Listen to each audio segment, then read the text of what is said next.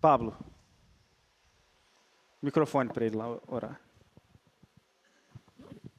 Santo Deus, agradecemos a Ti por esse momento e oportunidade que temos de aprender mais a respeito da palavra do Senhor, onde podemos ser instruídos para executarmos as nossas funções, desempenharmos o papel que foi concedido a nós pelo Senhor de forma melhor, de forma excelente para a glória do Teu santo nome e para o avanço do Teu reino. Continue abençoando o pastor Vitor, que ele traga para nós conhecimento e sabedoria diretamente do Teu Santo Espírito, Pai. No nome de Cristo oramos, amém. Amém. Então vamos lá, nós paramos aqui, nós vimos as 4 regras de um discurso, né? Quais são elas? Conexão. Nós falamos sobre olhar, sobre a história, sobre você, provocação e tal. Conhecimento. Você ser um mestre naquilo que você está falando.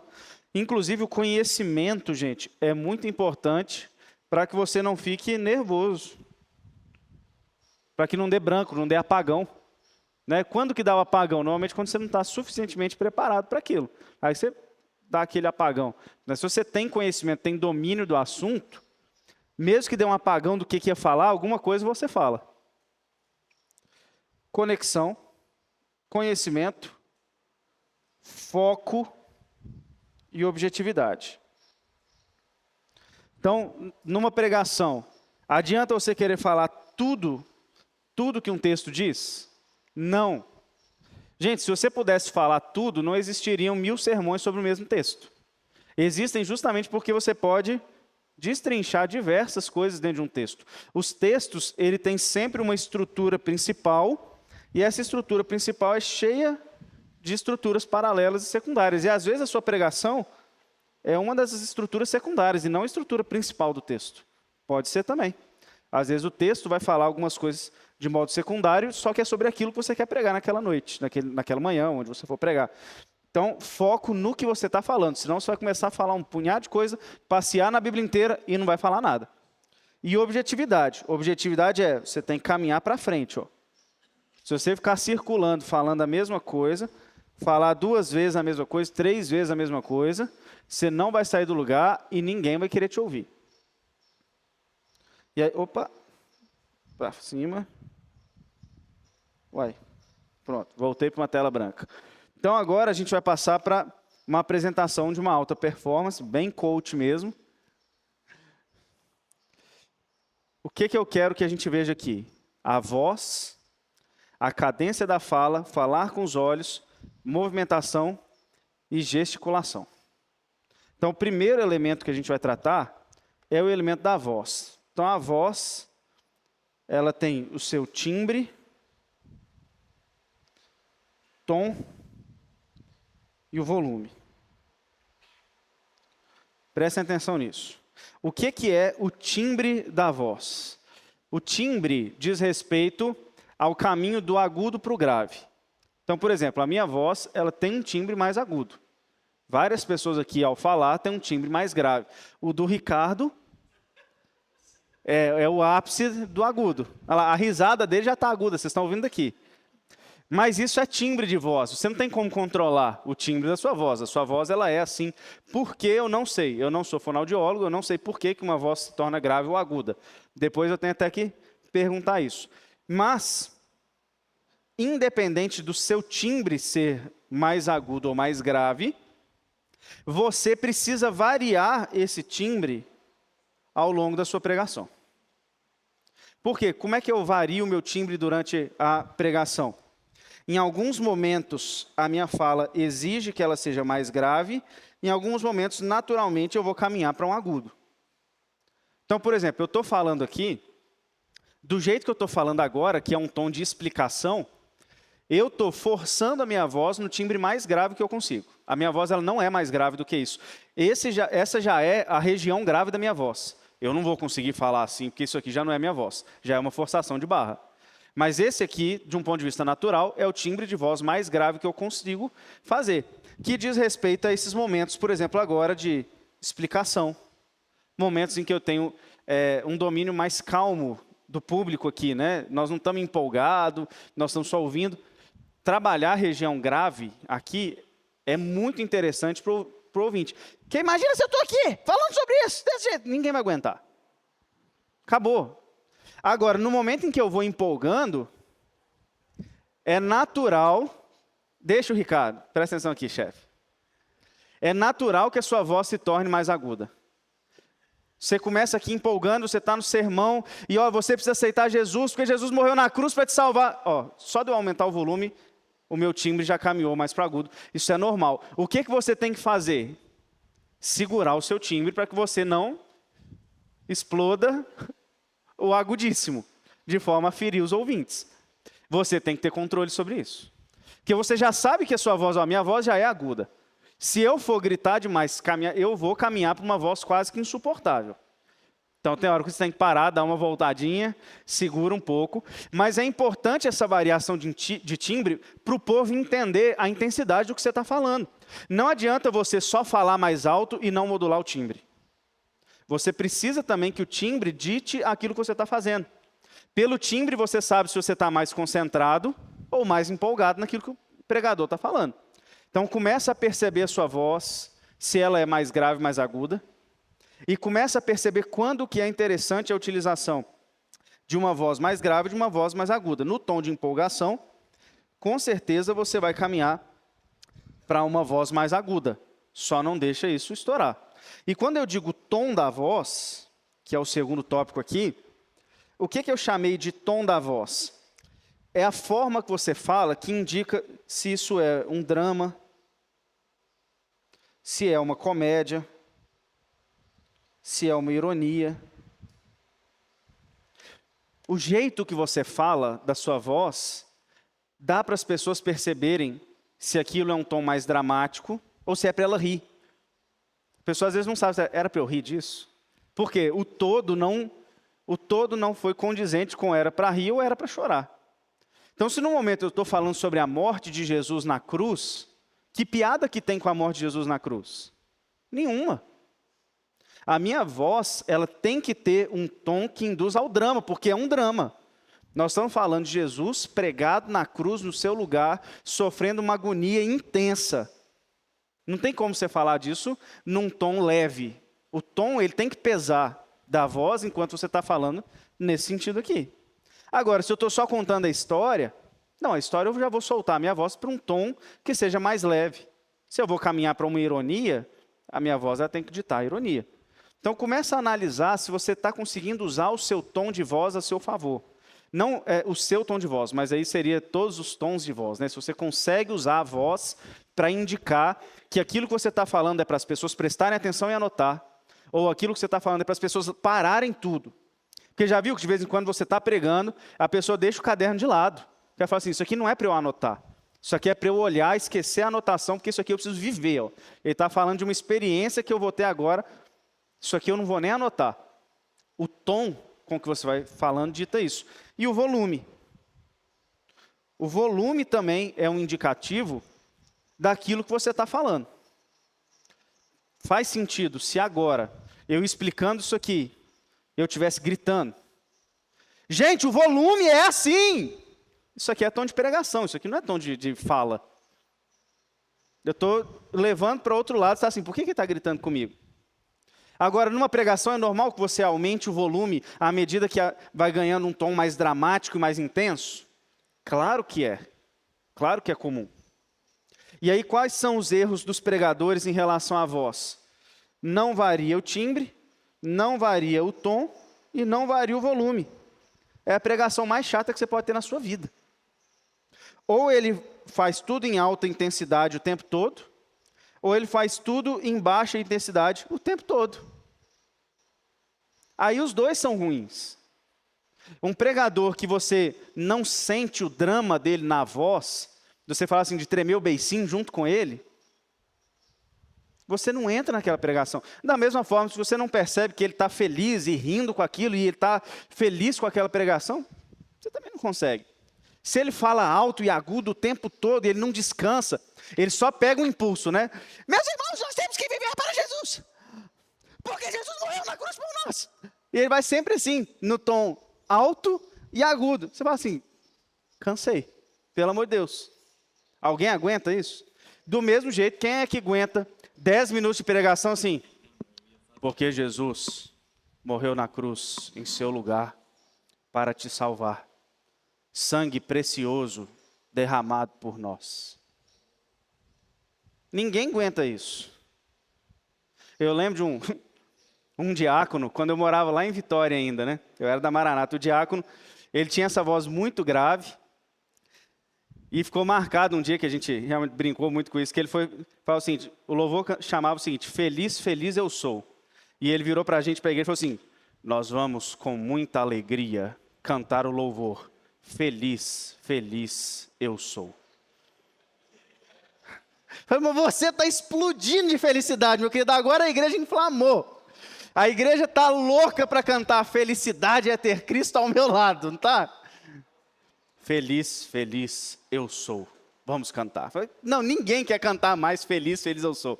O tom, o timbre, o volume não condiz com a mensagem que ele queria passar. Você quer que a pessoa fique empolgada com a alegria em Jesus e você não transmite isso na sua voz? Não tem o menor sentido. Então, às vezes, a gente desassocia tudo que a nossa voz pode oferecer da mensagem que a gente quer. Vira um sermão chato. Pregação chata é aquela que você não sente o que o pregador está sentindo. Porque o que a pessoa quer, o que a igreja quer, é sentir exatamente o que o pregador está sentindo. E aí, às vezes, o alto demais, volume demais, agudo demais, não transmite a dramaticidade que o próprio pregador, às vezes, está sentindo, mas ele está dizendo outra coisa, e o contrário também. Então, nós temos que usar essas coisas ao nosso favor. E aí, a segunda coisa é a cadência da fala. Olha só que coisa interessante. Falando sobre Abraham Lincoln. Lincoln falava várias palavras com muita rapidez, chegava à palavra ou ao trecho que queria destacar e deixava sua voz se demorar para dar destaque ao que queria. Depois prosseguia até o fim da frase como um raio. Para pronunciar uma ou duas palavras que queria enfatizar, levava o mesmo tempo que usava para falar a meia dúzia de palavras seguintes. Então, o que significa a cadência da fala? Daqui a pouco eu vou para esse aqui. O que significa essa cadência da fala? É o ritmo.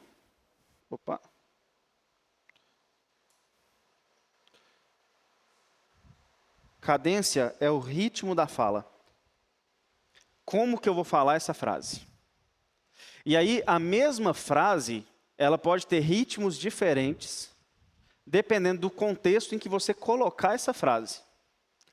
A mesma frase, ela pode me indicar uma conclusão, ou ela pode me indicar uma empolgação, dependendo da combinação da voz com essa cadência que você der.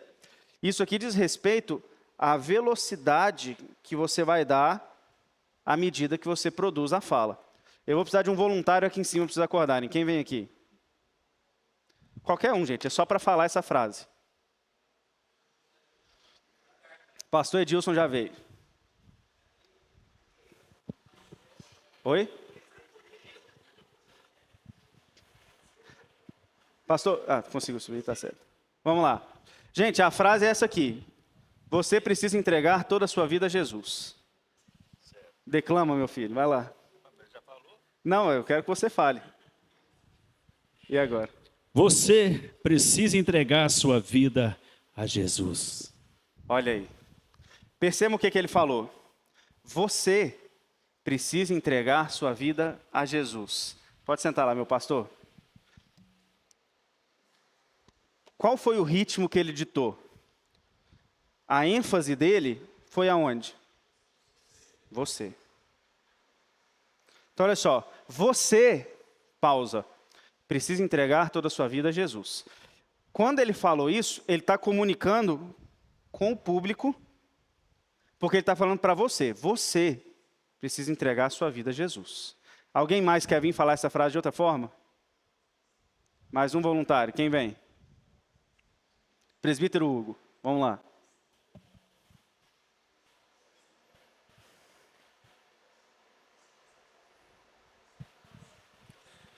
Você precisa entregar sua vida a Jesus. Olha só. Presbítero Hugo colocou outra frase, outra cadência. Ele colocou no precisa a ênfase dele. Veja bem, quando ele prega dessa forma e ele fala, você precisa E aí essa frase, essa palavra que ele quis dar efeito, ele inclusive fracionou, precisa, pausou. Provavelmente não é a mesma mensagem que o pastor Edilson, ele não está pregando a mesma coisa. Porque aqui ele está falando sobre um apelo, você precisa fazer isso. Por que você não está fazendo isso? Você precisa fazer isso. Agora, se eu vir e falo o seguinte, meu irmão, você precisa entregar sua vida a Jesus. Já não estou pregando a mesma coisa que o presbítero Hugo ali. Porque agora, provavelmente, o meu sermão é sobre alguém que tem resistência a entregar a vida inteira a Jesus, e ele precisa entregar. O que ele precisa não é fazer outra coisa, ele precisa entregar. Toma, Jesus, minha vida. Ou ainda, olha, você precisa entregar toda a vida para Jesus. Eu já estou falando de outra coisa, na mesma frase. Porque significa, olha, não é meia vida, é toda a vida para Jesus. Ou às vezes o sermão é sobre idolatria. Meu querido, você precisa entregar a sua vida, é para Jesus. Não é para o ídolo lá fora. Cada cadência que eu dou na frase está dizendo que eu estou falando acerca de um sermão diferente do que eu estava falando antes. Um é sermão sobre idolatria, o outro é sermão sobre entrega. Então a cadência que você vai dar, ela vai mudar a forma como você está expressando aquilo. A cadência é a velocidade, junto com as pausas e as ênfases. Você não pensa isso na hora que vai escrever o sermão às vezes, mas tem que pensar. Até pouco tempo atrás, vamos botar aí o quê? Uns 2, 3 meses, os pregadores aqui da Ebenezer recebiam um sermão pronto que eu fazia para eles pregarem. Qual que é o maior motivo de não dar certo? Embora para muitos funciona, outros ficavam meio dramáticos. Por quê? Porque eles não sabem a ênfase e a cadência que eu dei naquela frase. Quando eu digito o sermão inteiro. Quando eu digito, eu estou pensando eu pregando. Eu me vejo pregando e digitando. Então eu sei a cadência que eu dei para cada frase que eu escrevi. Inclusive para essa, cada frase que eu escrevi. Eu sei a cadência. O irmão que está lendo aqui, ele está lendo um texto. E texto não tem voz. Texto não tem voz. Então fica assim, o que será que ele queria dizer aqui? E só dá para saber na hora que você me ouvir, por causa da ênfase realmente que eu queria dar. Esse foi um dos motivos pelos quais eu parei de mandar o sermão e deixei eles produzirem os próprios sermões, agora que são pregadores mais experientes. Mas é porque a cadência da fala talvez seja uma das coisas mais importantes para você prender a atenção do seu público. E justamente para você ter a clareza naquilo que você está passando. Então começa a pensar a cadência da fala que você está falando. Não fala aleatoriamente. Pensa aquilo que você está falando. Onde que eu vou enfatizar para que eu transmita a mensagem real que eu quero passar? Cadência da fala. Terceiro tópico aqui, antes da gente fazer um outro exercício, é falar com os olhos. Eu falei aqui sobre o olhar um pouco, na hora que a gente estava falando sobre a comunicação, mas aqui existe outra coisa sendo levantada, que é o seguinte, o olhar, ele tem que ser condizente com a fala e com a cadência, e com o que você está falando. Porque o olhar diz muito. Então, às vezes, você está olhando para a pessoa, e ela está com aquele olhar assim, ó, tentando empolgar, mas o olhar não diz nada. Gente, o olhar, ele diz muita coisa. Você olha para o olhar da pessoa e fala o seguinte, você não está muito feliz hoje não, né? A pessoa nem falou nada. Mas é aquele olhar que transmite a tristeza. Ou transmite empolgação.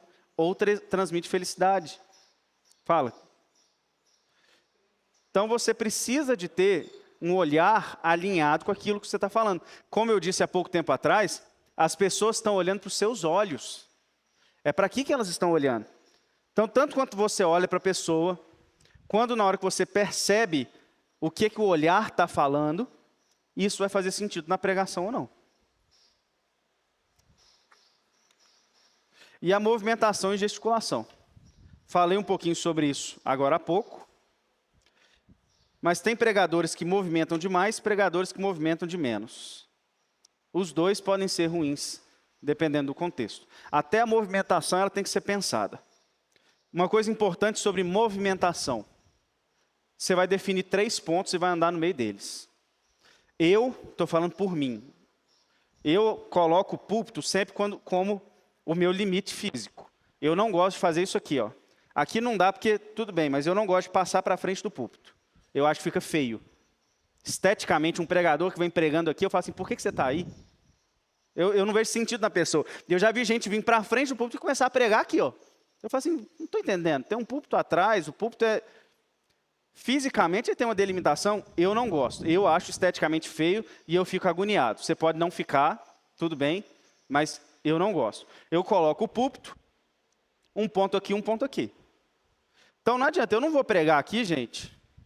De repente eu estou pregando aqui assim.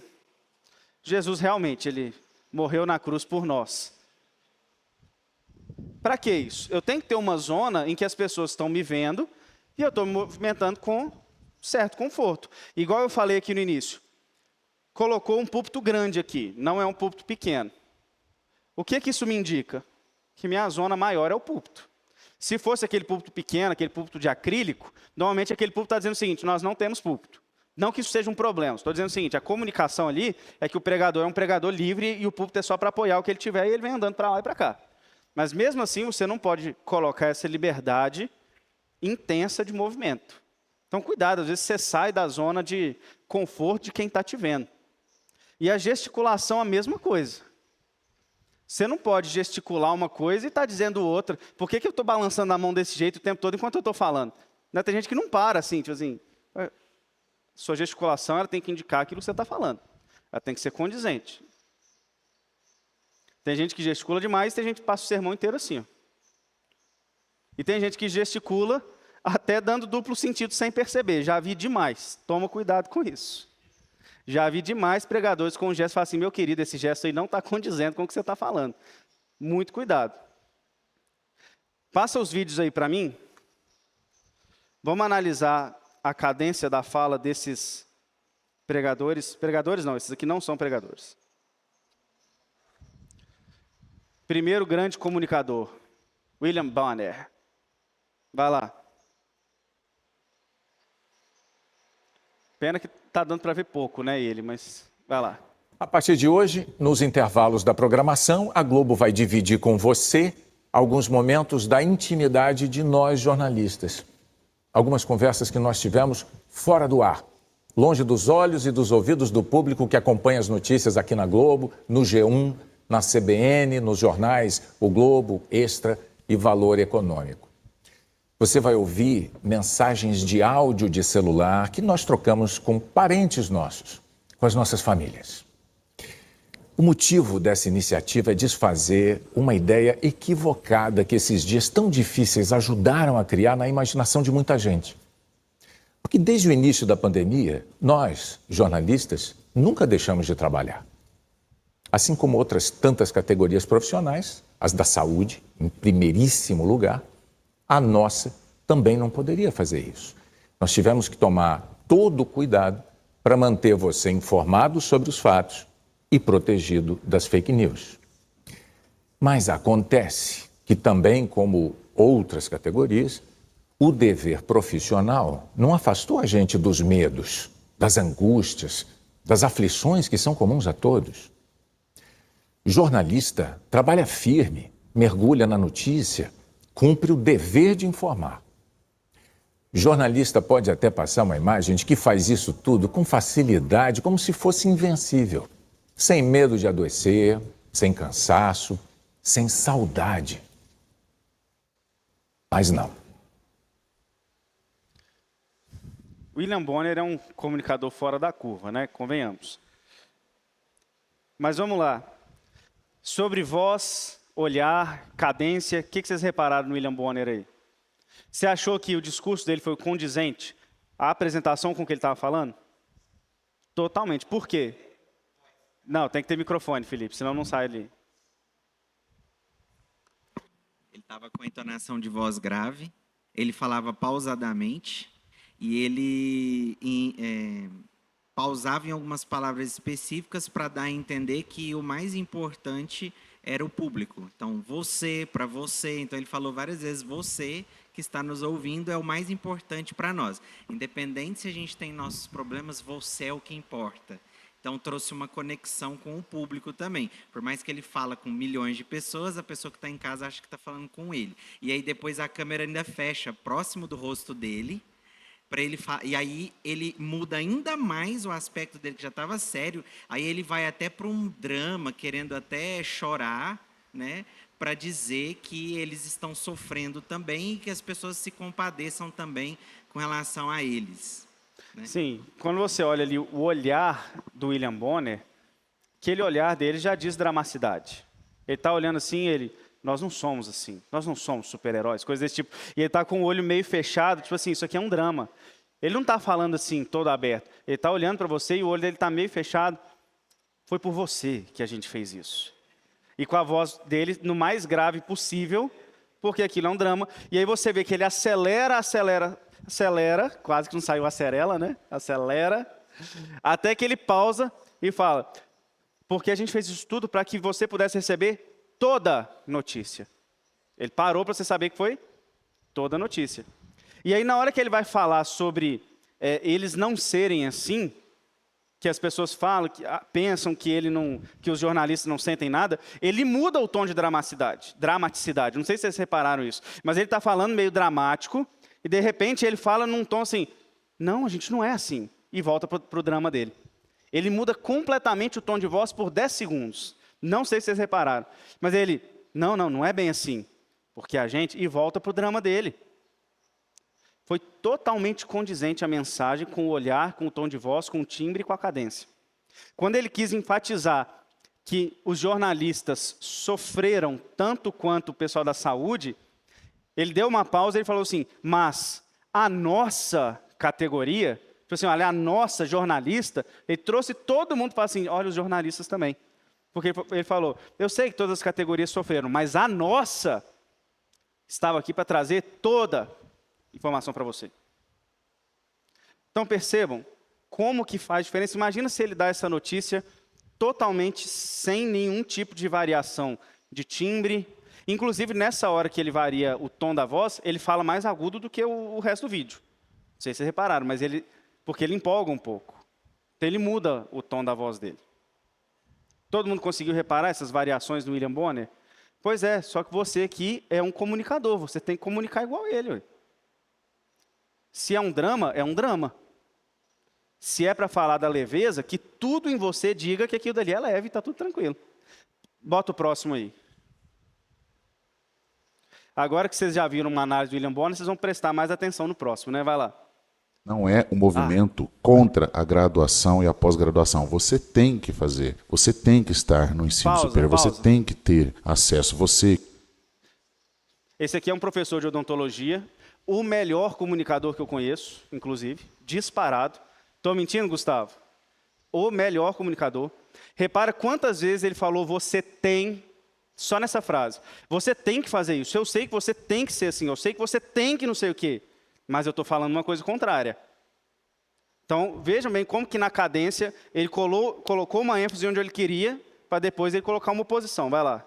Não é um movimento contra a graduação e a pós-graduação. Você tem que fazer, você tem que estar no ensino superior, você tem que ter acesso. Você que quer se diferenciar, você que quer algo a mais, você que quer buscar conhecimento para ser um profissional lembrado, digno, bem inserido, você necessita. Só que o que eu quero que você entenda é que a graduação e a pós-graduação pode ser, e é na maioria das vezes, os primeiros degraus de uma longa escada. Não são os últimos Pausa aí degraus. de novo. Na década...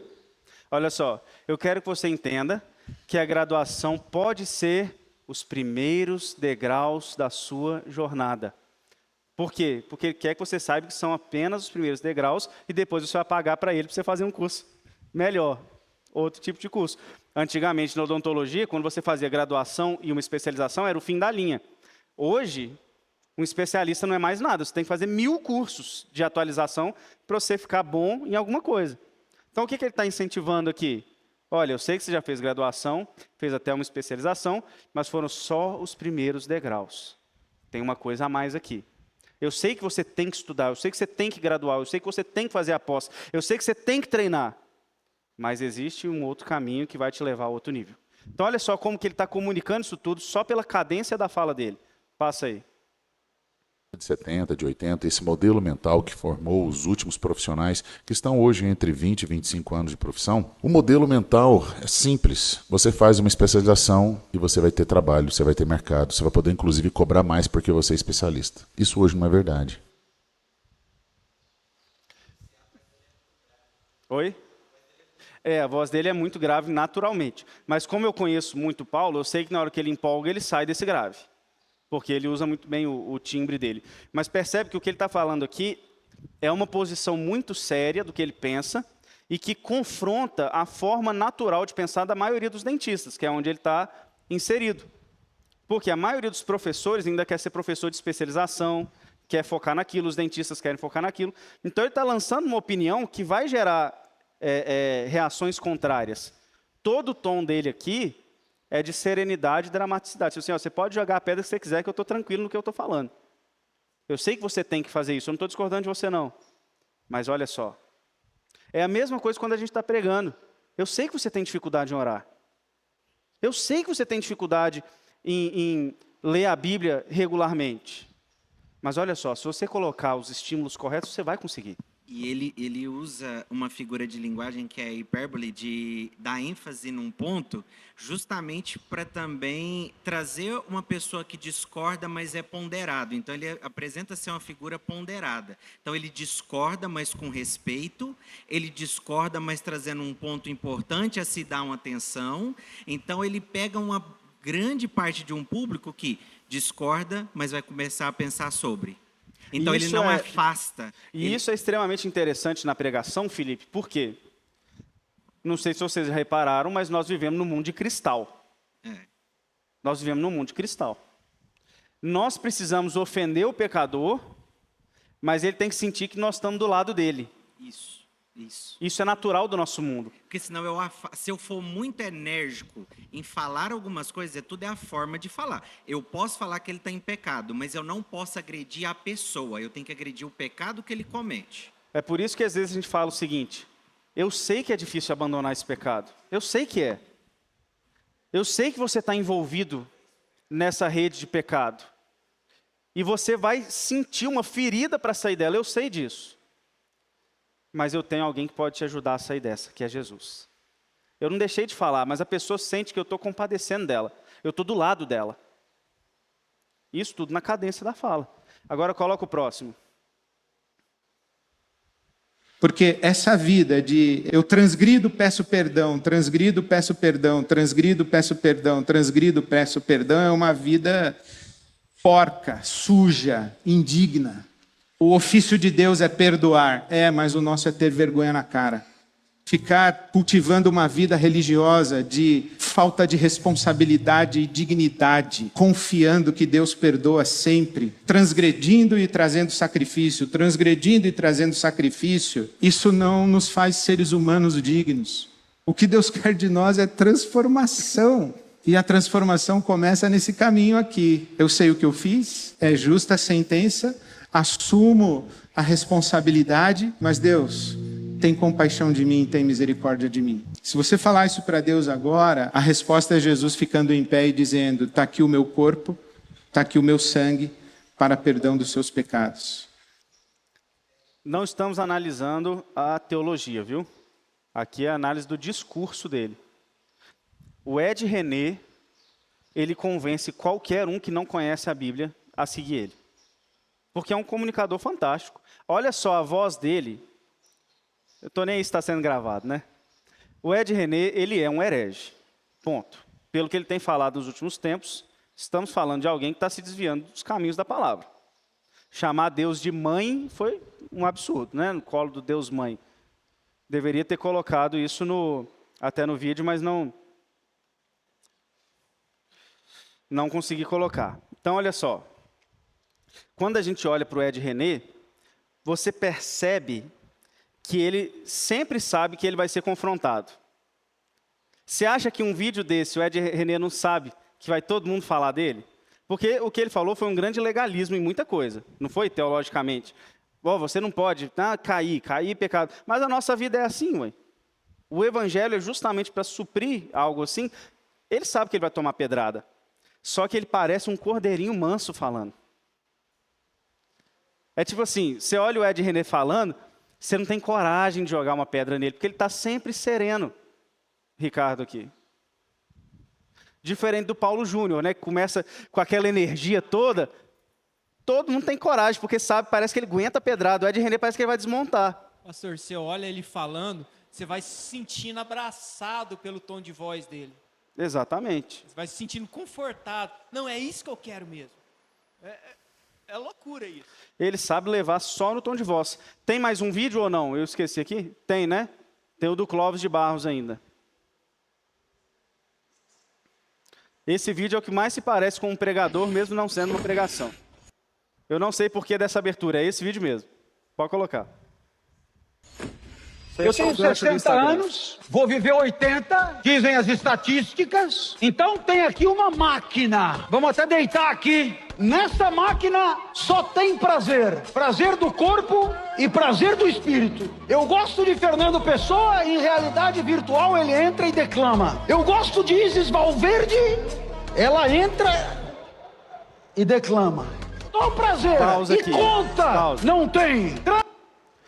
Duas coisas. Primeira, você vê que ele usou de ironia, uma brincadeira. Na hora todo mundo, ele vem e declama. Todo mundo pensou que ele ia falar uma coisa, ele brincou com isso. Mas olha como que o timbre dele está lá em cima e forte o tempo todo. Porque ele está extremamente empolgado e ele está caminhando para uma finalização. Você não pode começar a empolgar e crescer a sua voz e não terminar depois, gente, pelo amor de Deus. Nenhuma pregação, nenhum discurso termina em cima. Porque Jesus morreu na cruz no nosso lugar. Aí acabou. Não, se você tem que respirar e trazer de volta. Então por que você não entrega a sua vida a Ele? Você precisa trazer o povo de volta, senão o povo... Lugar! Vai perder o ar. Não é assim. Volta lá. E conta, não tem. Trânsito não tem. Doença não tem. Nada de ruim tem. Só tem prazer. Só que é o seguinte, eu tô com 60, vou viver 80. Quando der 80 eu desligo e você morre. Bora entrar? Não, não vou entrar. Porra, Olha aí, como não vai pausa. entrar, velho? Olha só como que não vou entrar. Ele caiu, desceu o tom lá embaixo. Não vou entrar. E agora ele empolga de novo, porque o bicho está empolgado. Vai lá. Como não vai entrar se não tem problema? Como não vai entrar se não tem dor? Como não vai entrar se não tem doença? Como não vai entrar se não tem luto? Como não vai entrar? Não vou entrar. Por quê? Porque eu espero da vida mais do que só o meu prazer. Aí, pausa. Olha a cadência do final, como ficou clara. Nós vamos discordar da mensagem dele, gente. É óbvio, no céu não tem dor. Mas olha a cadência. Porque eu espero da vida mais que o meu prazer. Todo mundo olhou. Quem está ali imerso no Clóvis de Barros falou o seguinte: eu quero mais do que prazer, eu quero sentir dor. Porque eu não... Não, mas o que eu disse lá no início? Uma pessoa inspirada carrega mais 10 doidos atrás dele. Você acha que ele acredita no que ele está falando? É óbvio que ele acredita. Ele está vibrando com aquilo que ele está falando. Ele está olhando para o povo e está transmitindo aquela mensagem com toda a força. Não tem como você achar que ele não está acreditando naquilo que ele está falando, que ele não vai esperar. Volta para o nosso slide aqui, por favor.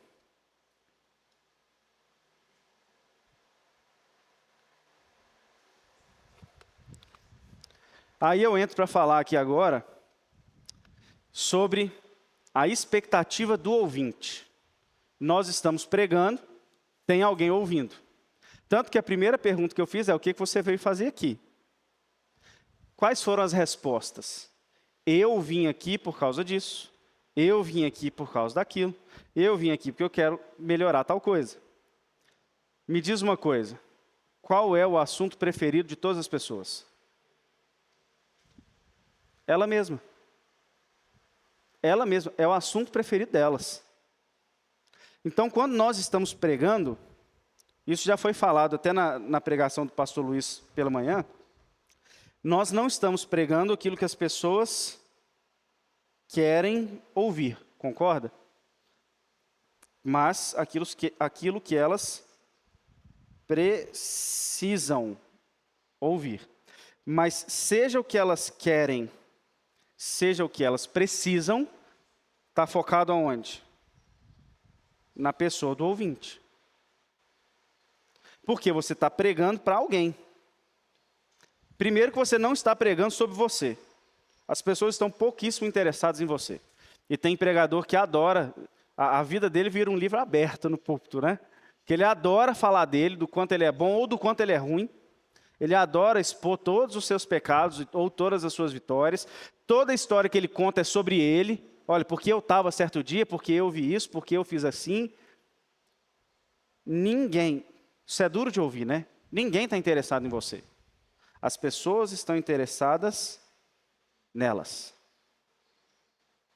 Só que aí a gente encontra um conflito. Porque a Bíblia é sobre quem? Jesus. A Bíblia não é sobre as pessoas. Aí começa um conflito. As pessoas querem ouvir sobre elas mesmas, mas a Bíblia não é sobre elas. A Bíblia é sobre Jesus. E aí o pregador corre para outro erro, que é esquecer as pessoas. Ele esquece as pessoas, porque ele vai falar de um Jesus que não se conecta com as pessoas. Ele começa a explicar a teologia, ele começa a explicar o que Jesus fez na cruz. Olha só, Jesus morreu na cruz pelos nossos pecados, em substituição a nós. Mas hora nenhuma isso faz sentido para a pessoa. Só que a Bíblia é um livro sobre Jesus e sobre como Jesus alcança as pessoas. Você não pode esquecer disso. O objetivo da Bíblia é que Jesus produza salvação e progresso dessa salvação. Foi o que a gente falou lá no início. Desenvolvimento da salvação. Ela é sobre Jesus, mas é sobre como Jesus atua nas pessoas. E aí os sermões de hoje, as pregações de hoje, estão focadas num Jesus que está distante e não é um Jesus que se conecta com as pessoas que estão ouvindo. Aí a pessoa fala assim, essa pregação não fez sentido nenhum para mim. Porque o assunto das pessoas são elas estão aqui para ouvir sobre elas. Só que elas vêm com uma expectativa de ouvir muitas vezes falar bem sobre elas, né? E você vai ter que tirar isso de vista. Não, eu não vim falar bem de você. A não ser que a sua pregação conduza para isso. Eu fiz uma pregação esses dias, não sei se os irmãos vão se lembrar, um elogio à igreja. E foi só elogio à igreja. Eu preguei Paulo elogiando os Tessalonicenses. Não tinha crítica, era só elogio. Só que mesmo no elogio, é um elogio porque nós conseguimos fazer isso por causa de quem? Jesus. No final, a pregação não é sobre a igreja, a pregação é sobre Jesus. Mas por que nós podemos ser elogiados por Jesus? Porque Ele faz isso em nós. Então a pregação ainda é sobre Ele, mas eu ouço sobre como aquilo produziu um efeito na minha vida. E aí é aqui que está o segredo da aplicação e é aquilo que faz cada sermão ser realmente especial. É na hora que você começa a conectar Jesus com as pessoas. O pulo do gato é a aplicação. Como é que você faz isso? Como que eu faço aplicação para que Jesus se conecte com uma pessoa? Isso sou eu falando, também não tem livro nenhum. Se você quiser discordar ou acrescentar, você fica à vontade. Mas o que eu faço é a criação de personas. Todo mundo sabe o que é isso? Persona é uma pessoa fictícia, digamos assim, que tem certas características que você projeta nela. Por exemplo, se eu for começar um Instagram e esse Instagram vai falar só sobre pregação. Quem é a persona que consome o Instagram? Pregadores. Pessoas que gostam de aprender sobre comunicação. Isso é uma persona. Quando você está aqui, você tem diferentes tipos de ouvintes. Então eu faço uma persona número 1. Adolescente rebelde. O que esse texto tem a dizer para um adolescente rebelde? Persona número 2. Desempregado ou doente. O que esse texto tem para dizer para elas? Persona número 3. Orgulhoso afrontoso. O que esse texto tem para dizer? Então você vai criando uma série de pessoas, um não crente, essa persona não pode faltar nunca. O que esse texto tem para dizer para alguém que nunca ouviu o Evangelho? O que eu tenho para dizer para quem nunca ouviu o Evangelho? Ou crente há muito tempo, mas está frio espiritualmente. Então, quando eu crio personas, eu começo a destrinchar a aplicação para aquela pessoa. Olha, o texto fala que Jesus morreu na cruz, tá? O texto da crucificação, texto clássico. Meu querido adolescente, você está se rebelando contra alguém que morreu por você, contra o maior amor do mundo. Como é que você tem coragem de fazer isso? Você não tem coragem de se rebelar contra o seu pai, que tem um amor totalmente falho, mas contra Jesus você fica rebelde? Que doideira é essa? Você está desempregado? Olha, Jesus morreu na cruz, ali ele levou todas as nossas mazelas e um dia vai ter um céu sem desemprego e sem doença. Afrontoso, mesma coisa aí, ó, do adolescente. Para o não crente, explicação do Evangelho. É assim que você vai aplicando. Pablo. Uma persona que eu já vi alguns professores falarem, meu pastor, que é útil, é sempre pensar como se fosse uma irmãzinha, como se fosse a avó da gente, que sabe às vezes escrever o próprio nome em algumas coisas, para a gente não incorrer também no risco de fazer uma pregação em um nível intelectual muito alto, com conceitos muito abstratos e que não são acessíveis para pessoas que vêm de um grau de instrução às vezes um pouco mais baixo. Então, mas justamente o sermão, a pregação, ela tem que ser acessível para todo mundo. Então você tem que pensar o seguinte, eu estou falando para alguém que nunca ouviu o Evangelho, ou para uma senhorinha que está aqui sentada, todo mundo tem que entender. Às vezes você vai falar para um público que você já sabe que é um público intelectual. Beleza. Então a sua persona já caminha para aquilo. Mas via de regra na igreja é mesclado. Então cria personas, conhecendo a sua igreja muito mais fácil, mas que você consiga destrinchar a aplicação para elas. Senão não vai fazer sentido a pregação. Na hora que você fala para uma persona, tem 10 pessoas que vão se conectar com aquilo. Falou para outra pessoa, tem mais 20 que vão se conectar com aquilo. Então você tem que tentar pensar nas situações para que você traga aplicação para aquelas situações reais. Senão fica aquela aplicação mais rasa. Você quer saber a aplicação que eu detesto? Meu irmão, você tem que confiar mais em Deus. Eu sei. Como que eu confio mais em Deus? Qual é a situação que eu confio mais em Deus? Conta uma história disso aí para eu entender o que é isso. Mas quantas vezes as nossas pregações não terminam com você tem que confiar mais em Deus, hein?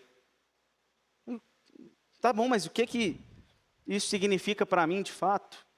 Porque a gente gosta das aplicações genéricas e superficiais. A gente adora, elas são muito fáceis de fazer. Jesus morreu na cruz por você, você deveria aceitar Jesus. Por quê? Por que ele morreu lá? O que muda na minha vida? Por que uma cruz? Por que isso? É a hora que você destrincha as personas que estão ouvindo aquilo que você está falando. Porque você acha que as pessoas estão entendendo e elas não estão entendendo. Ou você está sendo superficial e você não está atingindo o coração mais profundo da pessoa. O cara está desempregado, doido para ouvir uma mensagem e fala assim... Ou, e desesperado com alguma coisa, você não mostra como que Deus é poderoso para que você confie nele. Então, olha só, você precisa aplicar a expectativa do ouvinte na sua pregação. O melhor assunto, ou melhor, o assunto que a pessoa mais quer ouvir é sobre ela mesma. Significa que o ponto alto da pregação é a aplicação. Não é a explicação, é a aplicação. É o que torna o seu sermão, sua pregação, que a pessoa fala assim, que pregação maravilhosa, a aplicação. As pessoas não vão ficar encantadas com a sua habilidade de explicar um texto. Elas vão ficar encantadas com a sua habilidade de aplicar um texto. Numa pregação é isso que faz sentido. A explicação, no máximo, dá uma curiosidade. Assim, olha só que legal, o texto quer dizer isso então. Mas eu não entendi o que ele queria dizer para mim. Então, conecte Jesus com as pessoas e essa é a chave da aplicação. Como Jesus, no texto que eu li, daqui a pouco a gente vai falar mais sobre isso, se conecta com essa pessoa, com essa, com essa, com essa. Se você começa a criar essas personas, você vai ver que a aplicação vai dominando 50%, 60% da sua pregação. Porque você tem muita coisa para falar para essas pessoas, né? E se você não pensa na persona, suas aplicações serão exatamente iguais em todo o texto. Tim Keller fala uma coisa interessante, Pablo, que ele fala o seguinte: bons pregadores têm 12 sermões.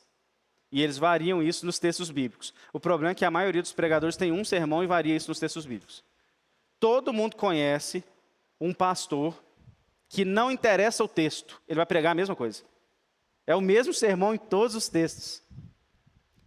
Como que você sai dessa zona? Tendo personas de aplicação, pensando na aplicação do texto. Olha, esse texto precisa falar isso. Ah, mas Jesus também morreu por isso. Não está nesse texto, esquece isso. Isso aqui é para outra pregação. Você nem precisa falar tudo que você sabe numa pregação só, ué. Como é que você vai falar tudo que você sabe numa pregação só? Você tem que falar só aquela aplicação. Olha lá, o assunto preferido das pessoas é elas mesmas. Passa para mim, por favor.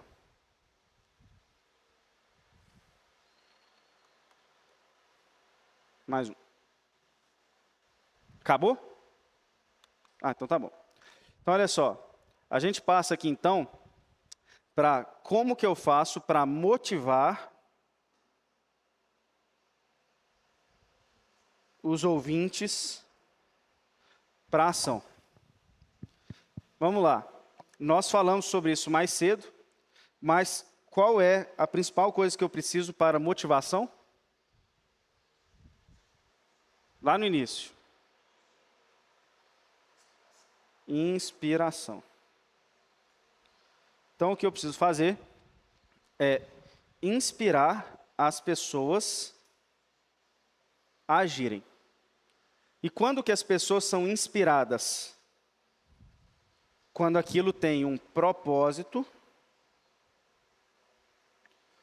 e quando elas têm pertencimento. Propósito mais pertencimento é igual a inspiração. Então você vê a mensagem do Evangelho sendo pregada com clareza, com maestria, tudo aquilo que a gente falou até agora. A pessoa fala o seguinte: isso aqui deu sentido à minha vida. Propósito. Olha só, eu não posso fazer mais nada da minha vida sem esse Jesus. Isso aqui é maravilhoso. E aí eu encontrei em Jesus e na igreja uma família para eu viver isso. Tem um grupo que vive isso. Qual que é o nome disso? Pertencimento. Propósito mais pertencimento é igual a inspiração. Então o que você tem que transmitir para as pessoas? Isso aqui muda a sua vida e nós estamos junto com você nessa daqui. Porque é isso que as pessoas fazem aí fora. O que é o testemunho de Coca Zero? Por que as pessoas da nossa igreja são inspiradas na Coca Zero? Metade da nossa igreja bebe Coca Zero. E quem não bebe está assim, ó, tremendo para começar a beber a Coca Zero. Por quê? De um lado, mudou a minha vida. Manutenção de peso. Não é perda de peso. Mas que a Coca normal, ela me aumentava e agora pelo menos eu parei de aumentar com a Coca, isso é verdade. Então fez um sentido absurdo na minha vida. Olha só, eu posso beber uma coisa, faz mal em outros sentidos, mas não me engorda.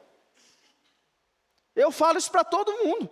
A pessoa pega uma Coca normal e fala assim: ah, você não sabe.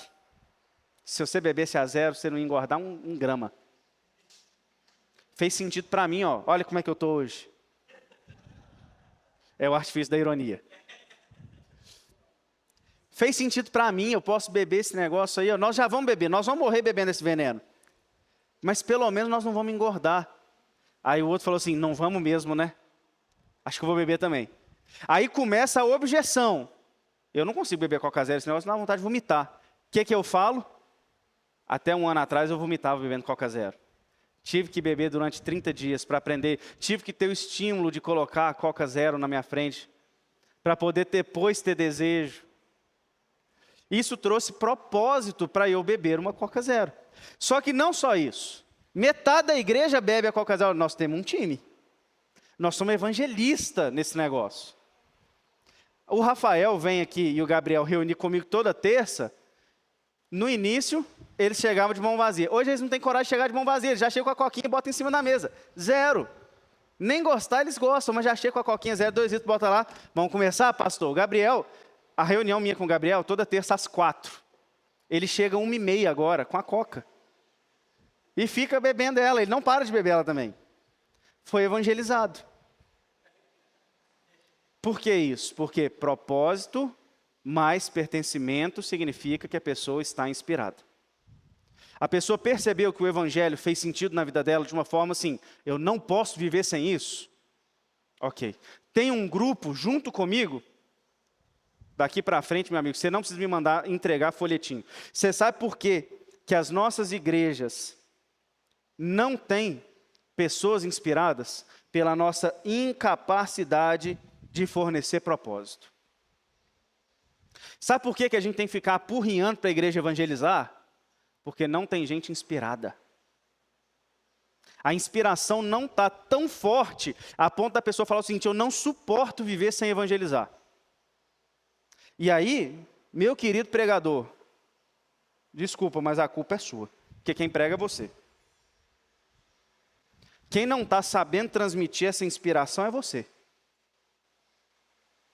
Está pregando, às vezes, os textos de forma errada. Você não está inspirado, nós já falamos sobre isso. Mas, provavelmente, a culpa é sua. Você não está inspirando. Por quê? Sua mensagem não produz propósito. Sua igreja não dá senso de pertencimento. Para que eu vou viver uma vida de oração se essa igreja aqui não ora? Eu não tenho um time para orar comigo. Eu chamo para orar 7 horas da manhã, no sábado. Só vai o Gustavo, a Sara e a Priscila. O Pablo fala que vai. E quase vai. Não, ele tem coragem de acordar e falar o seguinte, não vai dar para ir. Você já acordou. Mas percebe, não tem um time para orar. Você vai fazer reunião de oração, é na quarta-feira, 3 pessoas. Quem é que vai se sentir inspirado a uma vida de oração se não tem um povo que ora? E aí, qual que é o propósito dessa vida de oração? Não tem ninguém fazendo, eu posso viver sem isso também, então. Não tem sentido para mim uma vida de oração coletiva, a minha igreja não ora mesmo. Quem é que está falhando nisso aqui? Sou eu, o pregador. Talvez eu não esteja inspirando as pessoas numa vida de oração suficiente, numa vida de evangelização suficiente, numa vida de adoração. Ah, a minha igreja tem uma adoração tão fria. Mas você sobe no púlpito e fala, vamos cantar felicidade. Nem você está feliz cantando. Nem você está feliz adorando. As pessoas olham para você, você adora igual uma múmia. Mas a igreja tem que ser avivada, mas eu sou uma múmia.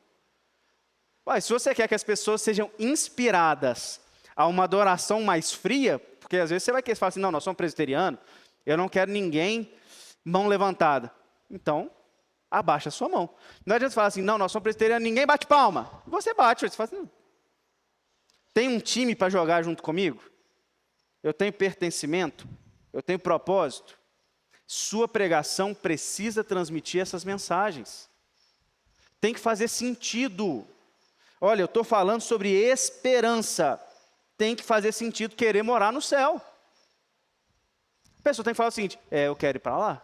Esse negócio aí é bom. Olha, esse aqui é ruim. Eu quero ir embora. Vem logo Jesus, acaba esse negócio. Do jeito que ele falou aqui, eu quero ir embora agora. Se você não traz esse propósito de vida, não adianta, né?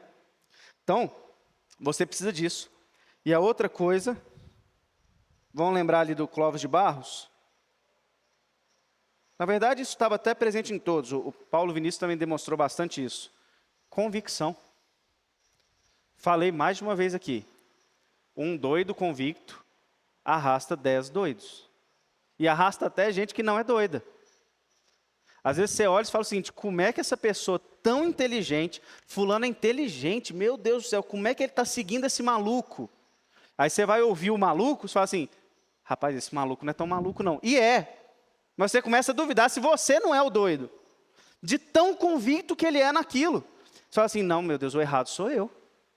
Olha o Clóvis de Barros falando aqui, você fala assim, eu acho que eu tenho que sentir dor mesmo, esse negócio, só prazer no céu. Você olha e você duvida da sua sanidade. Só que você, pregador, isso acontece demais. Você prega sem convicção. As pessoas não sentem que você acredita naquilo que você está falando. Imagina só, eu estou falando sobre convicção. Imagina se vocês suspeitarem que eu não acredito que isso aqui funciona. Porque eu acho que eu acredito, e eu acho que eu estou transmitindo que eu acredito nisso aqui. Mas eu poderia estar assim, vocês têm que ser convictos, gente. Não é? É isso aí, convicção. Próximo tópico. Não, eu parei nisso aqui, eu escrevi, eu estou circulando. Eu estou falando para você que você tem que ter convicção. Porque eu estou convicto de que a convicção arrasta pessoas. Aí você vai pregar, e você não está convicto nem de que Jesus transformou a sua vida. Que foi a primeira pergunta que a gente fez lá atrás, uma das primeiras perguntas lá atrás. Por que a gente trabalhou o pregador antes de trabalhar a pregação? Estamos trabalhando agora um misto, né, de pregação e pregador. Por que a gente trabalhou primeiro o pregador? Porque você tem que estar convicto daquilo que Jesus fez. Se nem você pensa na esperança do céu, como é que você quer pregar Apocalipse? Viu como é que eu falei certinho, Apocalipse? Porque é difícil. Você pode falar o Apocalibre ou o mais clássico, Apocalipse. É Apocalipse, né? Então, Apocalipse. Como é que você vai pregar Apocalipse se você não é convicto de que Jesus vai voltar e você nem pensa nisso? Você só pensa nisso na hora de pregar Apocalipse. Ah, é Apocalipse, Jesus vai voltar, hein, gente? Estava lembrando aqui essa semana, eu tinha esquecido desse negócio. Agora eu estou lembrando que ele vai voltar mesmo. Nem você é convencido dessa esperança. Você não sabe descrever por que Jesus morreu na cruz. Você quer convencer quem? Se você não está inflamado, esquece, você não vai convencer ninguém. Projeta aqui para mim, por favor, Atos capítulo 5. Alguém pode ir abrindo para ler, adiantando. Atos 5, 39 a 41.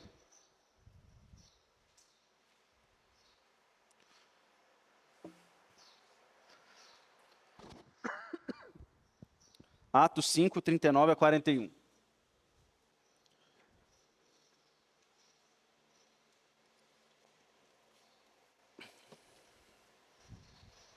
Qualquer pessoa pode ler para nós.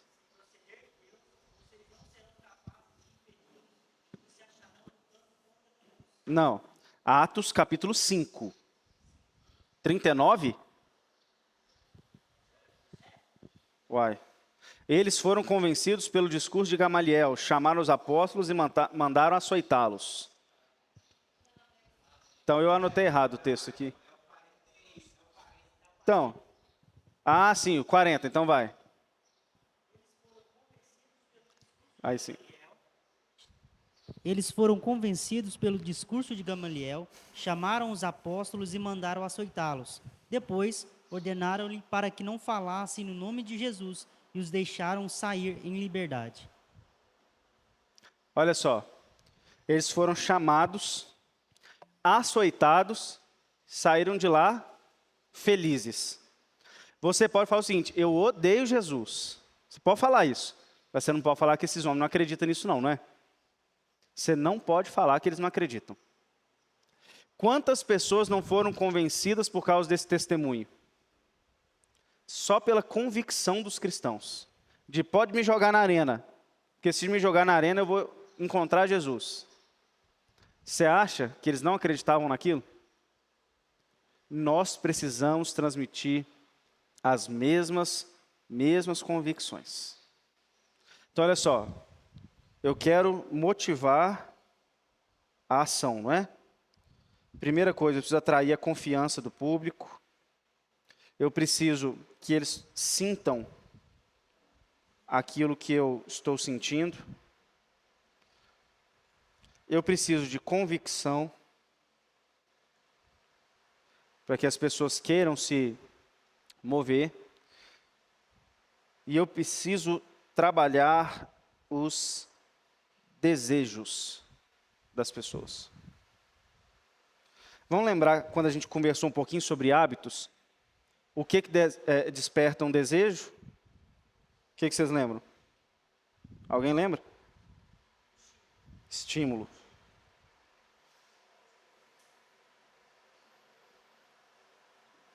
O estímulo é que desperta o desejo. Então eu quero que a pessoa mude do pecado para a santidade. Não é isso que nós estamos pregando? Se a pessoa está na zona de pecado, ela tem estímulos de pecado. Mas eu quero que ela vá para a santidade. Então eu preciso trabalhar com ela estímulos de santidade. Primeira coisa, vou começar a falar sobre isso agora, mas isso é um pouquinho mais para frente. Foco da condição caída. Qual o estrago que o pecado causou na vida das pessoas? Resposta do Evangelho para isso. Qual a resposta que o Evangelho tem para o meu pecado? Por quê? O pecado, ele é realizado por causa de desejo por recompensa. Todo mundo que peca, peca porque quer obter alguma coisa. E o pecado te promete aquilo. Olha, se você ganhar muito dinheiro, eu vou te preencher e te fazer feliz. Então você vai no pecado da ganância. Quando você traz uma resposta do Evangelho, isso tem que preencher a lacuna criada pela condição do pecado. Só que para a pessoa ser movida a isso, agora você tem que falar com ela o seguinte: você precisa de estímulos santos. O maior estímulo, primeiro, é o próprio Evangelho. Depois disso é se cercar de pessoas santas, começar uma rotina de leitura bíblica, começar a viver uma vida com Deus. Porque senão as pessoas não vão agir. Se elas não encontrarem no Evangelho a resposta para a lacuna do pecado, elas não vão agir. Elas não vão ter os desejos alterados. A pessoa tem que desejar o Evangelho e não desejar o pecado. Só que para elas desejarem o Evangelho tem que fazer sentido e preencher aquela lacuna do pecado. Por que você peca? Por que o adultério? Por que a ganância? O que está por trás do pecado? Porque não é só o pecado, não é falar o seguinte: olha, você não pode ser ganancioso. Por que você é ganancioso? Por que você está mentindo? Por que desse pecado? Qual é o desejo que move para ele? No momento que eu descubro o desejo, o Evangelho responde a esse desejo. Olha, você não precisa procurar mais no pecado. Se você for para Jesus, você tem essa resposta aqui. Não precisa procurar lá mais. Aí a pessoa, isso faz sentido, Jesus faz sentido. A gente prega assim? Não. A gente quer pregar diretamente contra a ação do pecado. Mas a gente nunca mostra para as pessoas que o que precisa ser transformado é o desejo por Jesus. E o desejo só vem quando a lacuna é suprida. Por isso, na minha aplicação, criei lá as minhas personas. Né? Olha, estou pregando para fulano, fulano, fulano. Olha, você está nessa situação, foi o pecado que causou isso. Eu sei que você está desesperado, porque o seu desejo é pela confiança. Deixa eu te contar uma coisa. Deus é dono de todo o universo. Você pode confiar nele, porque ele é o soberano sobre tudo. Se você está desejoso de confiança, ele tem muito mais poder do que o seu dinheiro. Eu sei que você quer um emprego para se sentir melhor, mais confiante, não é? Mas seu emprego você pode perder qualquer hora. Deus não sai de cena. Deus é Deus em todo tempo. Quem é mais confiável, seu emprego ou Deus? Realmente eu posso desejar Deus. Eu posso desejar confiar em Deus, porque Deus é eterno, meu emprego não é eterno. Você trabalha o desejo das pessoas, para que elas desejem Cristo, e assim elas vão estar inspiradas. Se sua aplicação não caminha nisso aqui, você não está realmente aplicando de modo efetivo para todas as pessoas que você poderia aplicar. Nós acabamos aqui a primeira parte sobre o pregador e daqui para frente nós vamos desenvolver a mensagem. Até aqui, alguém tem alguma pergunta, consideração ou trauma de infância? Alguém quer falar alguma coisa antes do intervalo e a gente volta para falar da mensagem? Não? Rafael. Essas personas podem ser aplicadas em todas as pregações? Tipo, como que eu vou poder formular a minha pergunta? Se são as mesmas personas em todas as pregações? Não. Não. Primeiro porque nem sempre o público é o mesmo, né? Começa por aí. Segundo, porque eu conheço a minha igreja. Eu não vou pregar para um desempregado se eu sei que não tem desempregado aqui. Talvez eu fale isso de relance, mas não vai ser o meu alvo. Eu conheço a minha igreja. Eu sei quais são as personas que eu vou criar para aplicar na minha igreja. Se eu não conheço, aí eu crio algumas personas genéricas baseadas nas minhas experiências, se é alguém de fora. Por exemplo, amanhã eu vou pregar lá no Pastor Edilson. Nunca pisei lá, não conheço ninguém lá. Então, eu vou pensar em alguns aspectos do pecado genéricos e vou criar algumas personas, mas eu não conheço aquele público lá. Então, não tem como. Agora, alguns textos, dependendo do tema, ele é mais propício para você falar para um tipo do que para outro. Entendeu? Por exemplo, se o tema é confiança em Deus, não tem nada a ver a rebeldia, assim, não é tanto para esse lado, é muito mais para quem está desempregado, doente, ou às vezes é o tom que eu quero dar mesmo. Eu quero falar para quem está meio abatido, assim. Então essa é a persona mesmo que eu quero criar, porque é sobre isso que eu quero falar. O Espírito está me mandando falar sobre isso. Ou não, eu quero falar para quem está meio arredio. Aí eu crio outras personas. Eu acho que o Espírito Santo também pode conduzir nesse sentido, né? Pode falar, meu irmão. Pastor, é lógico que sempre a gente tem que estar convicto da mensagem que a gente vai passar, né? Tem que estar fidelizado com a mensagem, mas tem o fator humano, nós, né?